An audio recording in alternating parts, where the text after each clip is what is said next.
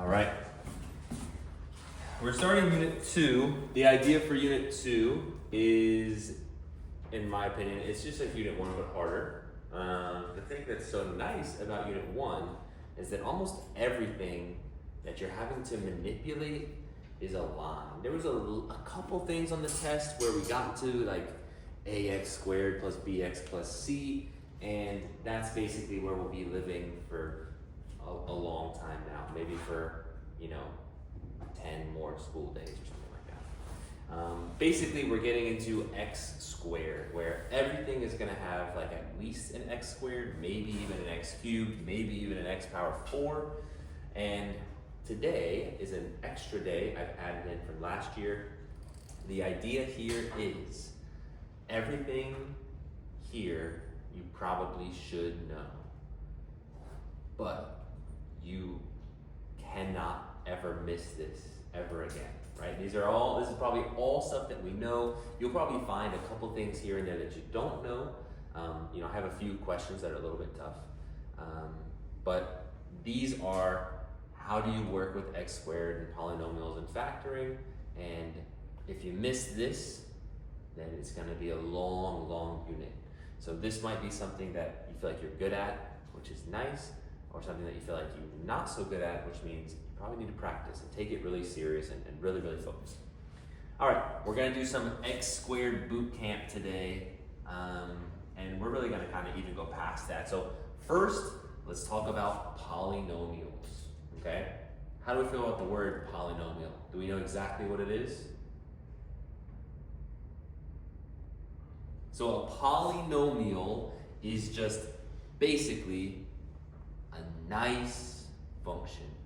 It's got nothing ugly to it, okay? So a polynomial is a function. A polynomial is continuous. It just means it's more or less aligned. That basically means it's a line that starts on the left side of your graph and it goes to the right side of your graph. Sometimes it's a straight line, and then we start to see curves, and then we start to see really big curves, and we start to see really crazy, funky curves.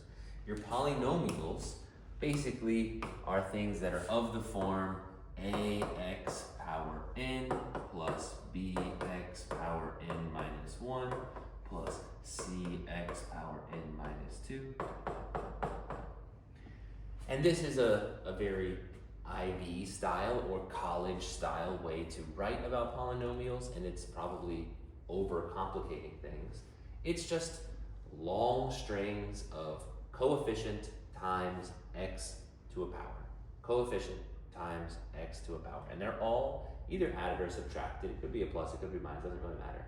But we don't have anything that's like multiplying together. We don't have anything that's really dividing together. It's just nice piece, and it goes all the way around. Again, because it is a continuous function, that basically means it's just some kind of curve. That makes it look really, oscillating like a sine function, but this is how a polynomial looks. It has a couple different curves depending on what the degree is. We'll be talking more about like polynomials and about degrees and in behavior and all that kind of stuff. Again, stuff you've kind of heard before. Today we'll be mostly focusing on factoring it. Let's talk about roots. Polynomials have roots, and what are roots? It's kind of like a word that we know is usable in math, but it's not like anybody's favorite. What do you got? The zeros. Right, so the thing about roots is that the best thing for us to do is just get rid of that word and change it out for a synonym. So you definitely want to know the 4 synonyms. Obviously, roots is one of them. Rachel's right about zeros. And there's 2 others. Yes, x-intercepts. And there's one more that people forget, but it's almost like the easiest one. Solutions. So here we have 4 words, and they all mean the same things. And first of all, why would we have 4 words that all mean the same thing? Why can't we just pick one? The idea behind these 4 is that it kind of depends on what you're looking at, right? These functions have graphs and they have this polynomial form here. And so if you're looking at the graph, it makes a lot of sense to talk about them like x-intercepts. If you're trying to solve them algebraically, it makes a lot of sense to talk about them with solutions. And so what the heck, like what even is a root, right? This is for graphs, this is for algebra. Basically, roots is the word that will just include imaginaries. Zeros, to have like imaginary zeros doesn't really work. So we just picked this word root that is like not mathy enough so that it can include the imaginary roots, which also are like strangely kind of not mathy. Now, the thing that's important is that every polynomial, I'm running out of room, has roots. Every polynomial has roots, for sure. They might be imaginary, but they're there somewhere. Degree is a little bit simpler. Degree is the largest exponent of your polynomial. It's really the one that's the most important, whatever your biggest exponent is. It's how we will, classify quadratics and cubics and quartics and say, okay, all of these kind of fit in these nice little families and they all have similarities. And you should have your degree is equal to the number of roots that you have. So this is a very important concept that you kind of learn and then forget again and kind of learn again and kind of forget again. But a quadratic with x squared should have 2 roots, whereas a cubic with x cubed should have 3 roots. And if you know it's an x power 10 polynomial, then you know it should have 10 roots. Basically, the degree is just all those x's stacked up. So if you have x squared, that's just 2 x's stacked on top of each other, and that means you should have 2 answers. All right, that's just kind of vocab and just kind of setting the scene for polynomials. This is what we're really going to be working on today, which is factoring. Now, probably the most important 2 boxes are these 2 boxes, okay? Again, when it comes to factoring, you're probably already pretty good, or at least okay. But I feel like teachers don't ever talk about like when should you factor, how should you factor, why should you factor. A lot of times when you learn factoring, your teacher just says, factor. And then you're like, okay, I know how to factor. Of course, now that we're doing IB, sometimes the questions aren't super obvious. They're not super straightforward. And sometimes instead of a question just saying, please factor this for me, it'll ask you a different question and you need to know, do I need to factor? So, when should you factor? Okay? Factor whenever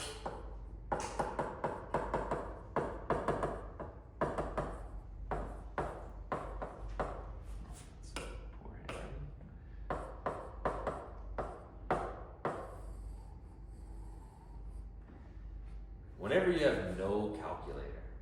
All right? So remember that your calculator is available and your calculator can graph anything very easily, and your calculator can find these x-intercepts, and x-intercepts are the same thing as roots and all this stuff. And so if you're asked to factor something, it can be a pretty good technique to just use your calculator.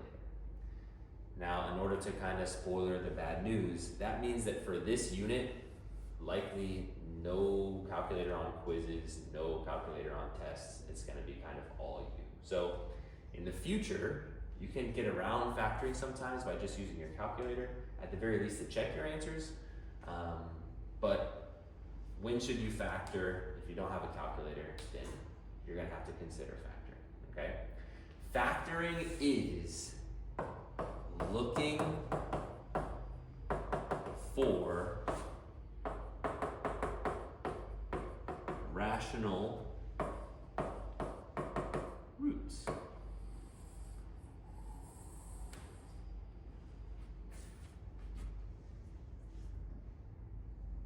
Basically looking for regular number answers, okay?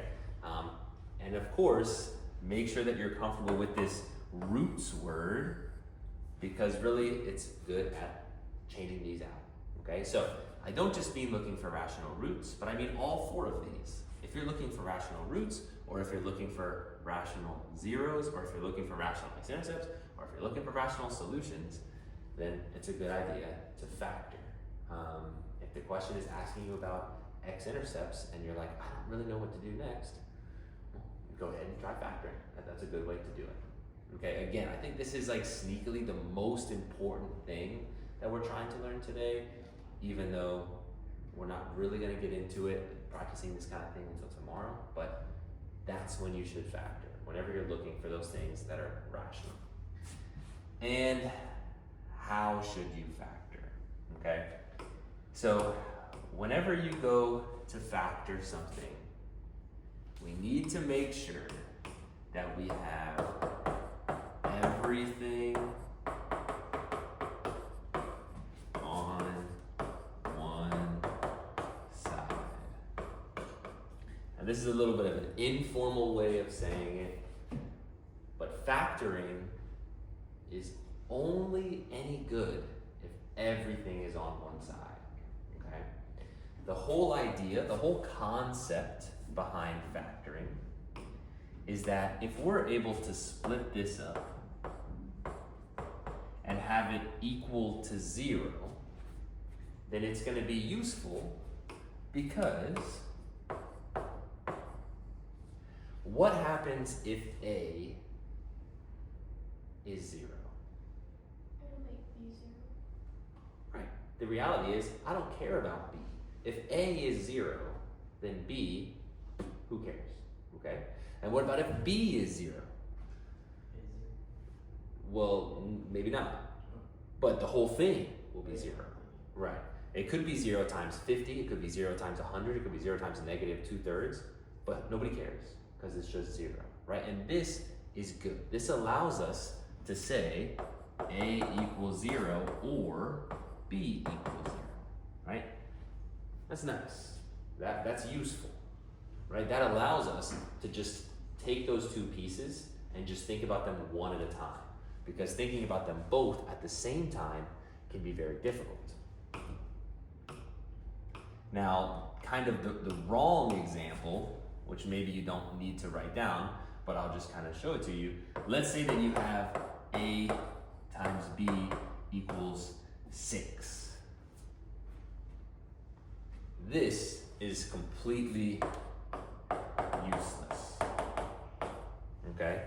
This is completely useless because there are literally an infinite number of answers to this thing here.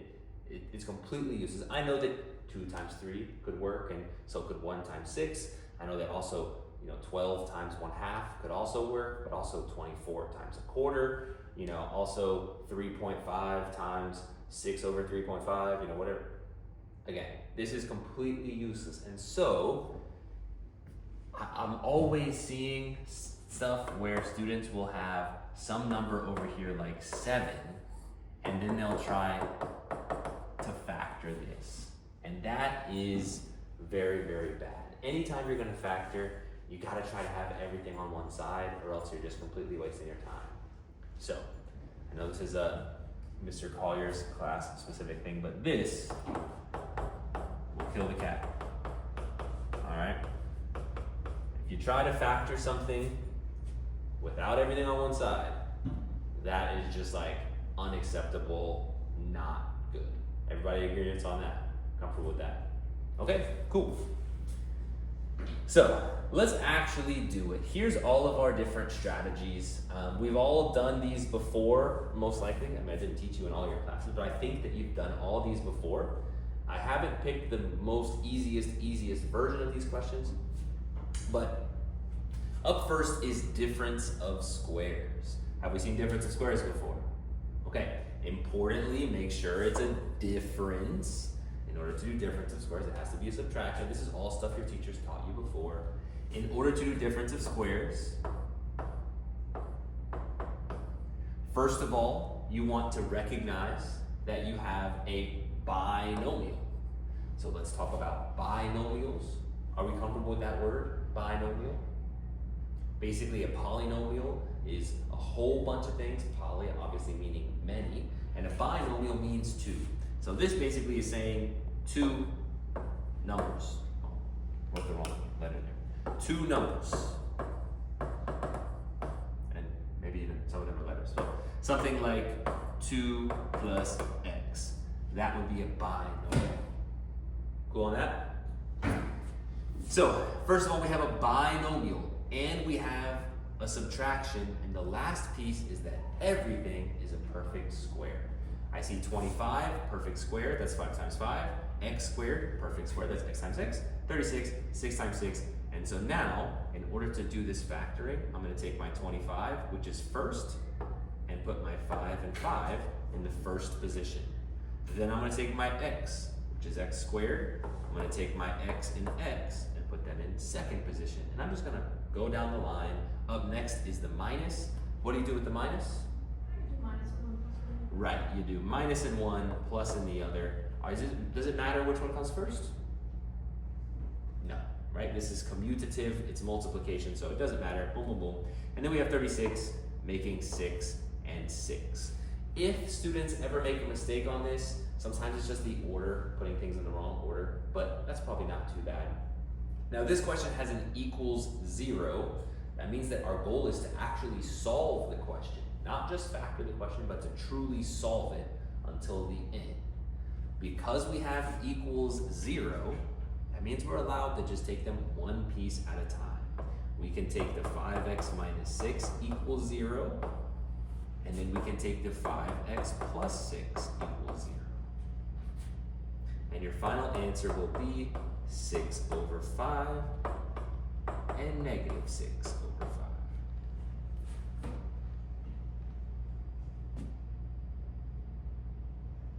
Difference of squares, first question. The second question, ooh, strange. The second question here, I have an x power 4. Now I have no equal sign. That means for this question, I'm not really looking to solve it. I just would like to factor. And so,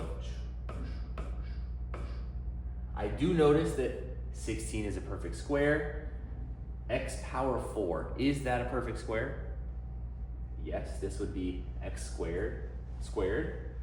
Y squared is obviously a perfect square. And so this would be 4x squared minus y and 4x squared plus y. We feel okay about this? Again, all stuff we've probably seen before, and difference of squares is kind of everybody's favorite anyways. Feeling good? Okay. Difference and sum of cubes. Have we ever done this before? Okay, a couple head shakes. Here is the formula for how it works. It's a pretty easy formula if you take the time to memorize it.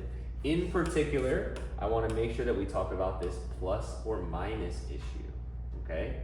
When we're looking at a formula, plus or minus basically means it could be either one.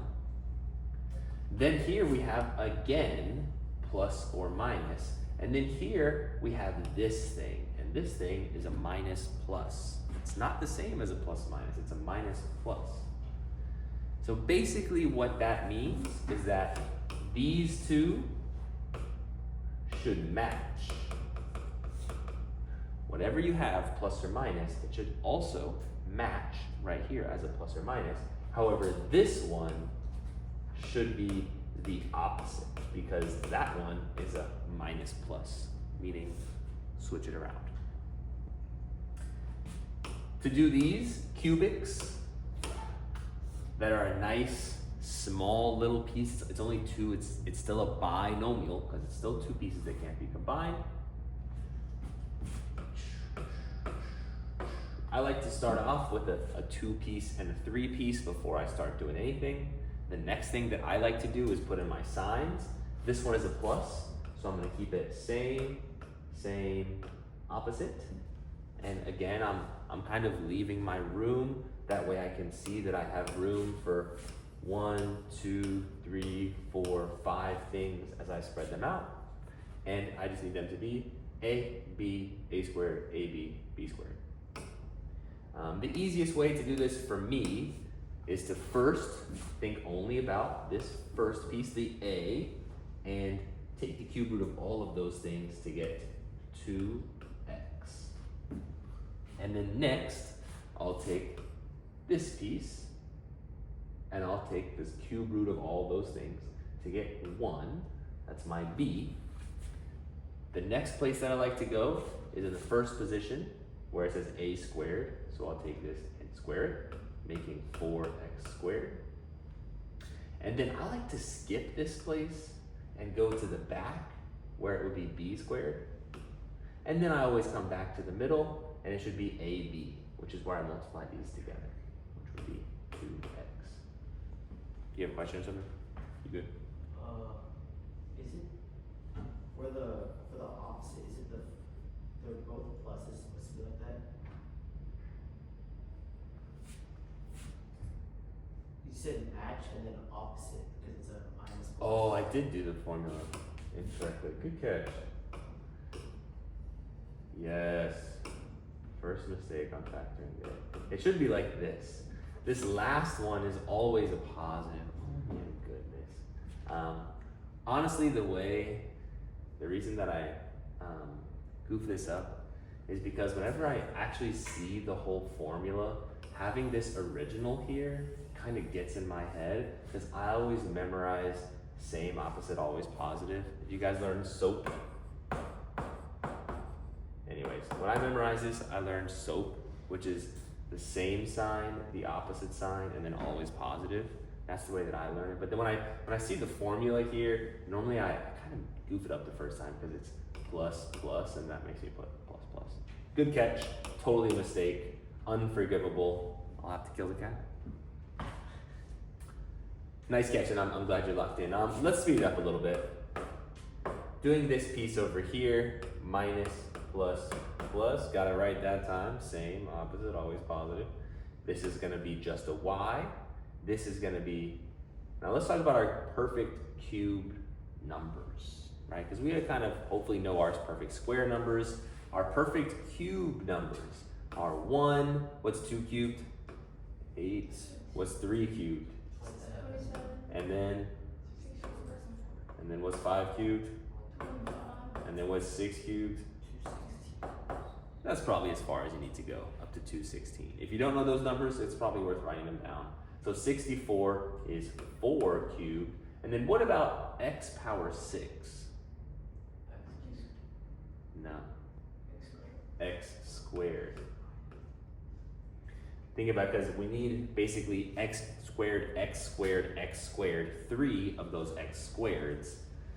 Basically, if you're doing the cube root, you need to divide by 3, right? So 3 as the exponent is divided by 3 to make a 1.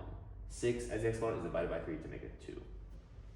Then we're gonna put y squared, 16x power 4, and then multiply them together, 4x squared y. To be honest, this is a pretty rare thing. And I know that there's a question, for example, that senior year I have on the first derivatives. Actually, it's on the limits quiz. And I ask you to do a sum or difference of cubes, but I also give you the formula for sum or difference of cubes. So if this is something that's stressing you out, yeah, I wouldn't let it stress you out too much. Is that in the data booklet? I believe this is in the formula booklet. And you can check that in 2 seconds.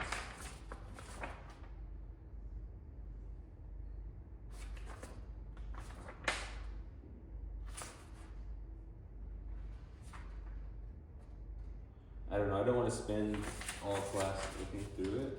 Maybe it's not. No.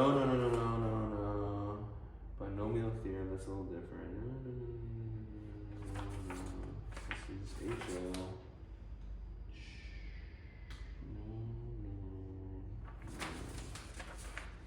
No, I think where I looked is not in this formula booklet. A great question, but I don't see it. Again, they might even just give you the formula if they expect you to use it. All right, we're on to the next page. Trinomials. This is where kind of the money is made. This is where I feel like hopefully you have a lot of confidence. Factoring these trinomials, the way I like to do it is first times last makes 15. Then I think about the plus, which means I either need plus plus or minus minus. Pairs that make 15 are 1 and 15, 3 and 5. But of course, we're kind of pros at this, and all of this writing is probably not something that you need to do for every question. Sometimes you might get stuck, and so I think strategies like this can help you, follow the rules. But if you're feeling really good, then you're probably feeling really good. In order to do this question, it would be x plus 1, x plus 15, and pretty straightforward. We feel okay about that? Nice. The reason I have these other two, I thought about only having one example, because who cares, you guys are good enough, is that this question is seriously missed like 50-50 by IB kids, okay? Look at these two questions. Are they exactly the same? Well, this one has an equals 0, but besides that, how else are they different? The signs. The signs, right. The thing about this particular setup is that 6 is 1 times 6 and 2 times 3, and both of these can find their way to combine and make a 5. But you only have one choice for the right answer. The first question says minus 6, and that means that we need opposite signs. So which choice are we going to use for this one? 1 and 6. Which one's positive, which one's negative? Negative 6, positive 1.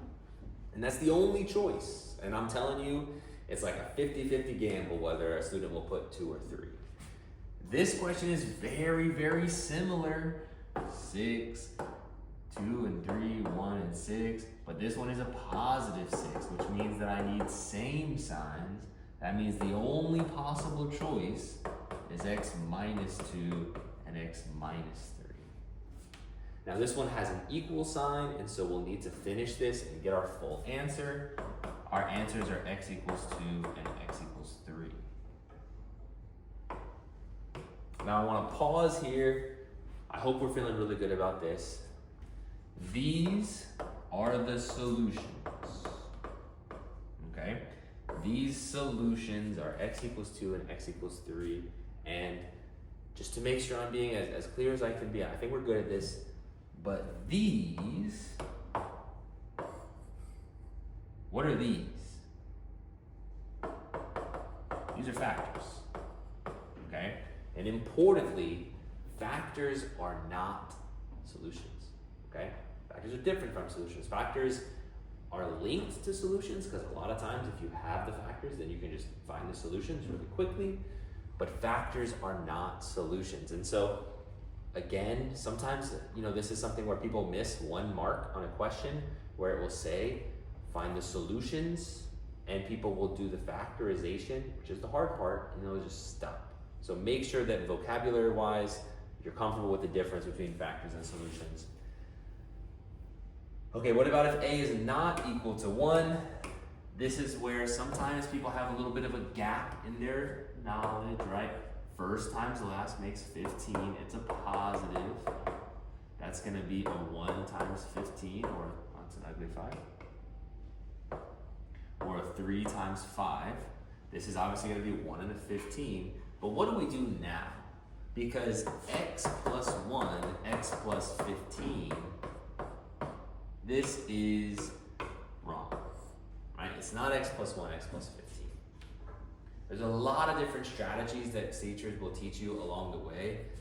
What do you guys use? Slide and divide or grouping? What do we like? Slide and divide? Okay. So slide and divide is pretty good, honestly. Slide and divide is pretty nice.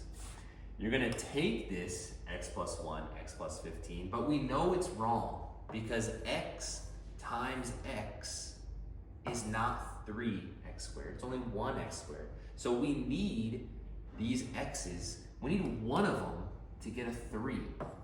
Now it looks better. So I know this is not correct, and the way we do that is taking this 3 and dividing it like this. Now this is the divide part, but there's also a slide part that comes with it. I believe in the senior class at the start of the year, right after summer, somebody did the divide but they forgot to slide. So the way this works is, if this fraction does not simplify, then you slide the 3 to the front. If this fraction does simplify, then just simplify it. And so our answer, our factors for this question would be 3x plus 1 and x plus 5. When we do like algebra 2, a lot of times the teachers favor these questions up top with a equals 1, and we get so good at these, and sometimes as a student we can form the mentality of, if we see an a not equals to 1, ugh, those suck, I don't really care, I'm not going to practice that, I'm not going to be very good at it. Of course you can imagine you're in HLIB, they're not going to favor these types of questions, they're going to favor these types of questions. So if this is not super comfortable for you, it might be something that you need to practice, and it's not hard to Google trinomials a not equal to 1 and go for it. Here we have this negative. Now the negative out front does cause a lot of students some problems, but it can be handled pretty easily. For this question, we're expected to factor, but not just to factor, but to solve, because I have that equal sign, which is telling me it wants the full answer. What is probably the easiest way to solve this question? Because again, this negative really sucks. It's kind of messing everything up. One thing that I would probably do if I was going to solve this question is I would take all of this and I would move it to the other side. Because if I take all of that and I move it to the other side, the negative x squared, when it gets over there, is going to be a positive x squared. Basically, if you're doing an equation, you're allowed to change every single sign. You need to be careful with fractions, but you're allowed to change every single sign as long as you fairly change every single sign. So what I would do is kind of replace this with x squared minus 10x minus 24 equals 0. We're allowed to do that, and you can think about it a couple different ways. You can think of it like we added everything to the other side. You can think of it like we multiplied everything by negative 1. You can think of it even like we factored out a negative 1. But whichever way you think about it, you gotta get this far. Now the 5, 6 trinomial is one that kids miss, and the 10, 24 is its big brother, right? It's the same issue. 1 times 24 is 24. 1 times 24, 3 times 8, 6 times 4, and 2 times 12. 6, 4 can make 10, and 2 12 can make 10. But there's only one actual choice. Make sure you consult the negative 24, and the negative 24 means that we need opposite signs. Who's got the factorization for this question? Shout it out. Negative 12 and positive 2. That means that our solutions would be x equals positive 12 and x equals negative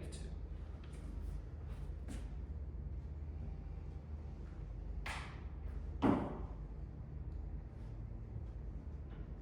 Okay, now we're gonna dip our toes into stuff that maybe we haven't seen before. I like to call these like long cubics. Sometimes I'll even call them like true cubics, because we did cubics on the front page, sum and difference of cubes, where that's just a cubic, but it's a binomial, which means it's missing the x squared terms and it's missing the x term. Here we have a long cubic where it has cubed and squared and x and no x. And this is factorable. Now, just to be completely honest, this is a rare thing, but it is factorable. It is something that you could do, and you know, we're HLIB, I think we can definitely handle this. Does anybody have any idea how to factor a cubic like this? What do you got, Rachel? Is it like the one where like you group the first two terms and the last two terms? Right, so it is grouping, and I tried to make it a little bit clear by having x7, x7, so that visually it does look pretty clear. So Rachel's exactly right. This is a strategy that's called grouping.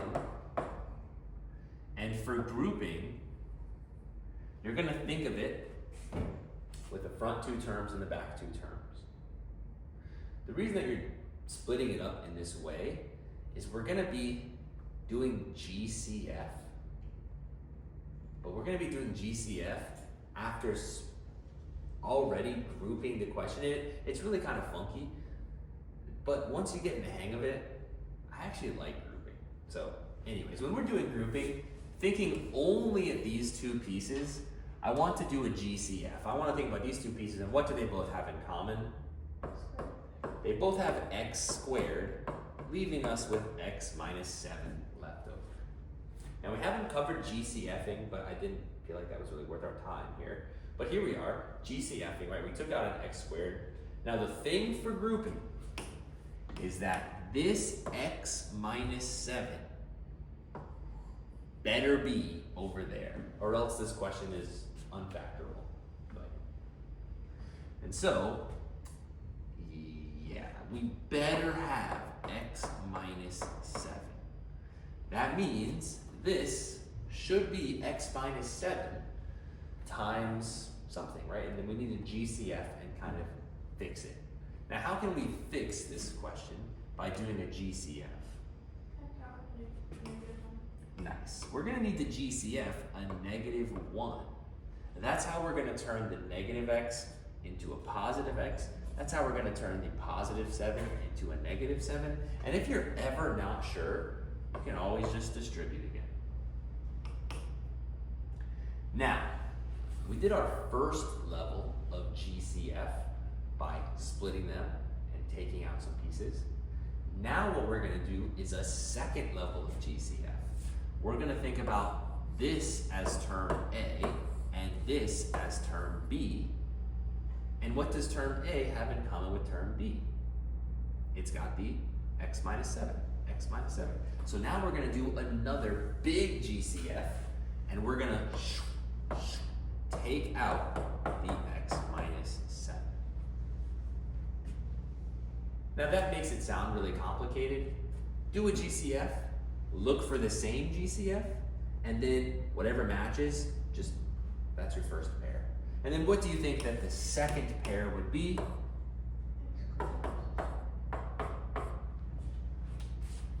And there's our factoring. Now when it comes to factoring cubics, we're starting with x cubed, and that means that we should be having 3 x's. The thing with cubics is a lot of times these don't super nicely split all the way out. If we go back and we look at these cubes that were on the front, we have 2x plus 1, and that's our nice perfect binomial. But then we have this, and this is a trinomial. And now that we've been working with trinomials, why didn't we try to factor this trinomial? What's 4 times 1? 4. It's a positive, so we need plus plus. There's only 2 options, 1 times 4 and 2 times 2. Is there any way for us to make a negative 2? No. When it comes to this sum and difference of cubes, it will never factor. It will never factor. 4x squared minus 2x plus 1. It will never factor.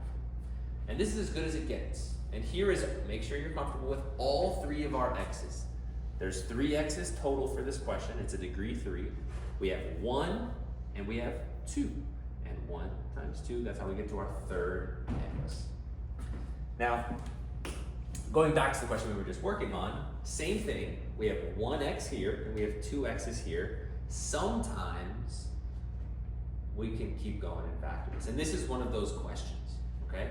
This x squared minus 1, that is a perfect difference of squares. And so, x minus 7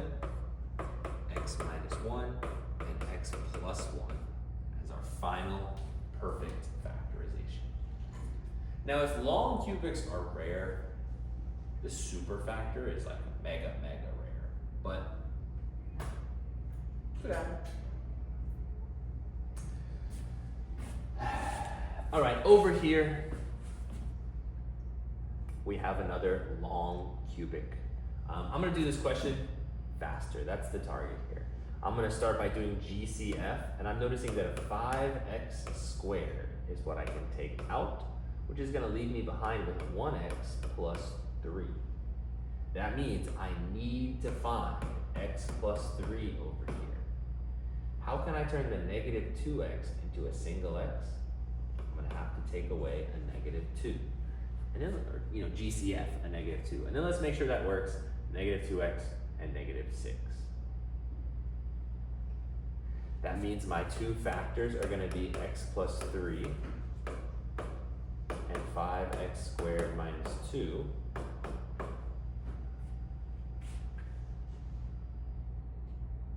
Now this one has the equal sign, which means I need to go ahead and try to solve and figure this out. And so I can set x plus 3 equal to 0, which is of course gonna give me x equals negative 3. That's a pretty comfortable integer solution, just a nice regular number. But then I have this other piece. In the last question we were able to factor it, and this question is not gonna factor again. These 5x squared minus 2 are kind of stuck together. But we can still solve this equation because it's a binomial. 5x squared minus 2 is equal to 0. Add the 2. 5x squared is equal to 2. Divide both sides by 5. X squared is equal to 2 over 5. Square root. And so x is equal to plus or minus the square root of 2 over 5.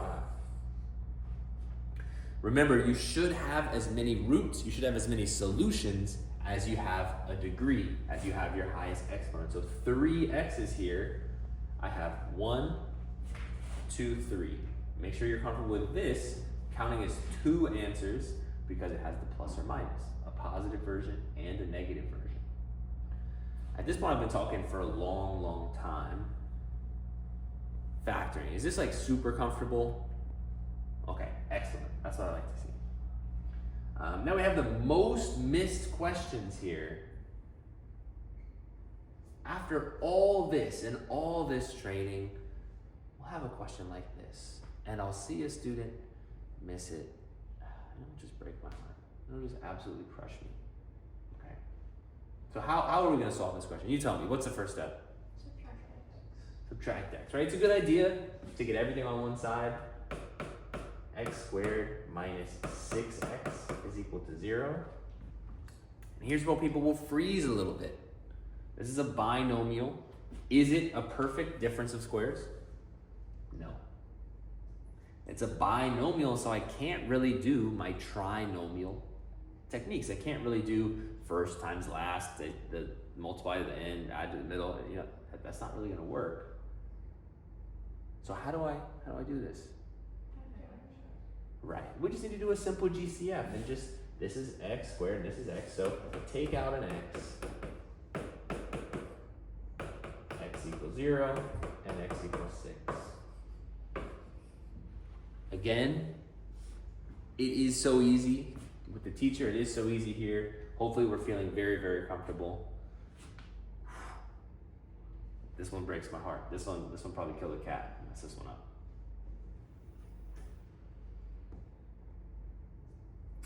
Now what about a question like this? Okay, question like this, again, it's a binomial, which is limiting us. We only know a couple techniques for binomials. We just did a GCF question. We know about difference of squares, we know about sum and difference of cubes. This question right away should be hitting you like a brick that it's gotta be cubes, right? We've got x cubed, we've got y cubed, it's gotta be cubes. But is 2 a perfect cube? Is 16 a perfect cube? So what on earth are we gonna do? Because it's not perfect cubes. Right, GCF. These both share a 2 in common. And so let's GCF out the 2, leaving us with x cubed plus 8y cubed. And now harmony is restored. Now we have perfect cubes.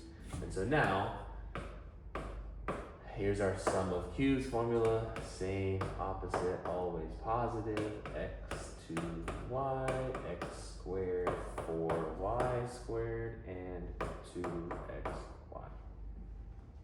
And I know I've maybe done that a little fast, but at this point, I'm getting a little sick of factoring. Okay, on the back. We've got some combo questions. For the most part, if you're feeling stuck, it's probably GCF. Probably GCF. The reason it's not working, the reason it's clunky, probably GCF, okay? For example, if you look at this one and you see cube squared x, you're thinking, oh my God, it's like one of those long cube questions where we need to do grouping, but there's only 3 pieces, so how can I make it 2 and 2? It's just GCF. We want a GCF out in x. And now we're able to finish the question. This one's gonna be minus 2, minus 2.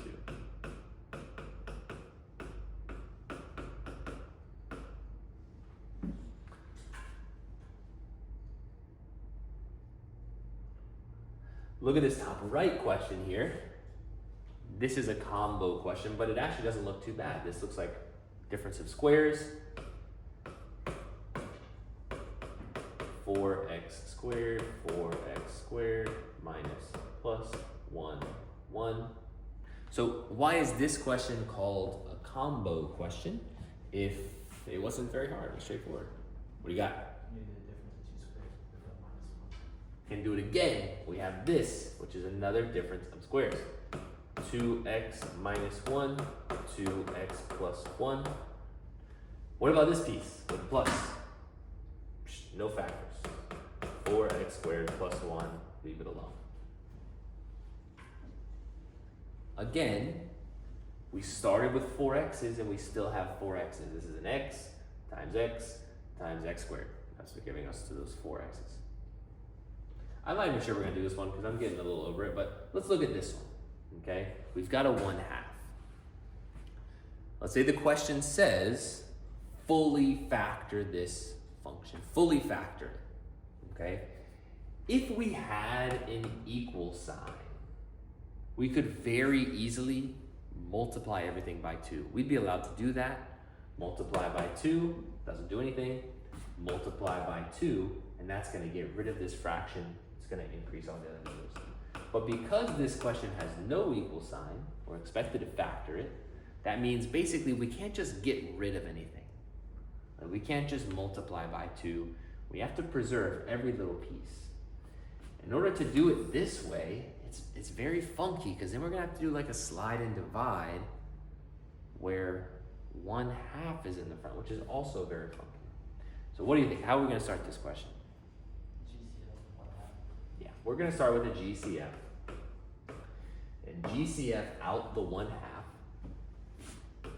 x squared. Is this 2 gonna become a 1 or is it gonna become a 4? Is it gonna get smaller or is it gonna get bigger? It should get bigger and turn into a 4. And if you're ever not sure, just distribute it. And yeah, okay, it makes sense. It should be getting bigger. And so of course this 30 is the same. It's gonna have to get bigger and make 60. I made this question during lunch. I'm pretty sure it'll work. Negative 60, which means I need negative and positive. Anybody got the factors for this? 10 and 6. And so 1/2 times x plus 10 times x minus 6. This is a little bit of like an algebra 2 style question because a lot of times in IB, you wouldn't just be randomly giving a factorization, you'd have to be using a factorization. But a very common mistake here would be a student leaving behind the 1/2 and forgetting that 1/2. But 1/2 is still a factor, and so all 3 of these things are important to hold on to. All right, we've got one last section at the bottom. What if you can't factor? What do you do if you can't factor? Well, if you can't factor, there's probably two reasons. The first reason is that you're bad. And you're just messing it up. And you just have goofed it, and you just can't remember.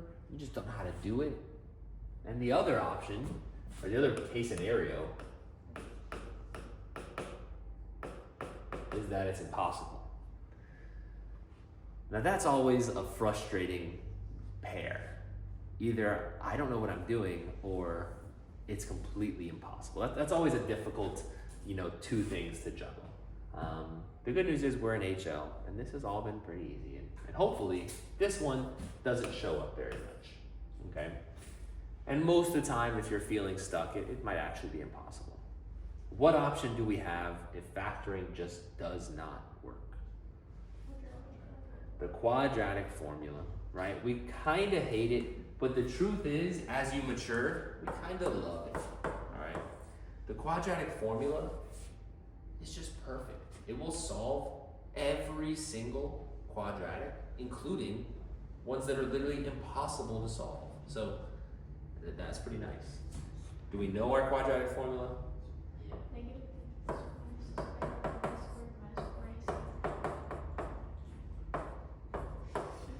Sweet, negative b plus or minus the square root of b squared minus 4ac all over 2a. Is that in the formula booklet? I mean, you should probably know it.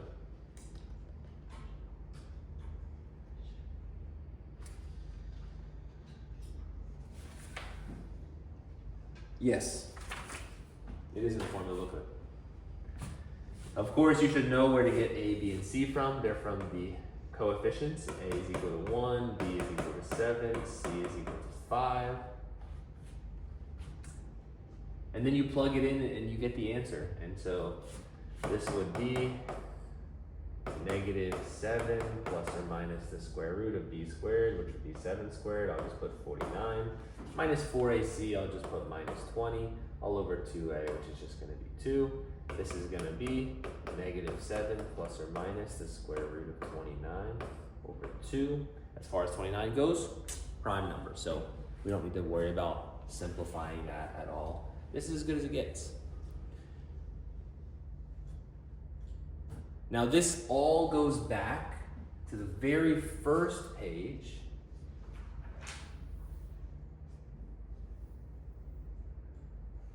Whenever we're looking for rational roots, right? Now, when we've gotten to the back there, they still have roots, but they're just no longer rational. We have irrational roots. We have that square root. So the square root of 29 is definitely an ugly decimal. That's not working very great. Make sure you're comfortable with the fact that this is two numbers. One of them is negative 7 plus square root 29 over 2, and one of them is negative 7 minus square root 29 over 2. So make sure you're comfortable with that being two different answers. Again, always preserving the idea that 2 as an exponent means two total answers. We feel okay about that? And I have some more questions here. For example, in the middle for this piece, please make sure that you get everything on one side before you grab your A, B, and C.